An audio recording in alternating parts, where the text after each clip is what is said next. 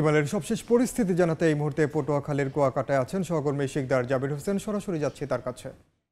জাবির, সৃষ্ট নিম্নচাপটি গভীর নিম্নচাপে পরিণত হয়েছে।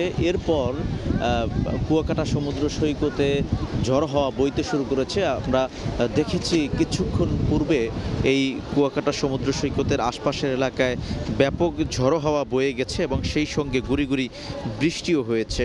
আবহাওয়াবিদরা বলছেন যে রাত ৯টার পর থেকে এই গভীর নিম্নচাপটি ঘূর্ণিঝড়ে রূপ নিতে পারে। এরপর আগামীকাল রোববার ভোরে এটি আঘাত হানতে পারে উপকূলে এবং আবহাওয়াবিদরা কেউ কেউ বলছেন যে এটি আগামীকাল ভোর অথবা আগামীকাল সন্ধ্যায়ও আঘাত হানতে পারে। যদি ভোরে আঘাত হানে সেক্ষেত্রে ক্ষয়ক্ষতির পরিমাণ কম হবে, যেহেতু ভোরে ভাটার সময় সেহেতু জলোচ্ছ্বাসের যে উচ্চতা সেটি আসলে কম হবে। আর যদি রাতে হয় সেক্ষেত্রে যেহেতু জ্বরের সময় থাকবে সেক্ষেত্রে সেই সময় আসলে জলোচ্ছ্বাসের পরিমাণটা খুবই বেশি হবে।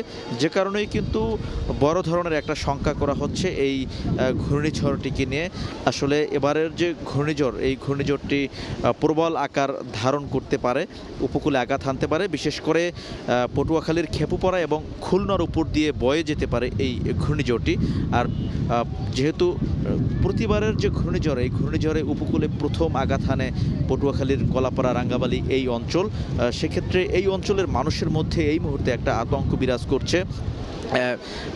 উপকূলের যে নিম্ন এলাকা রয়েছে সেই নিম্ন এলাকার মানুষদের আজ রাত কাটবে নির্ঘুম, যেহেতু বিগত দিনের সিডর আইলা সহ প্রলয়ঙ্করে যেসব ঘূর্ণিঝড় আঘাত এনেছিল এসব ঘূর্ণিঝড়ে ক্ষয়ক্ষতি বেশি হয়েছিল এই অঞ্চলে।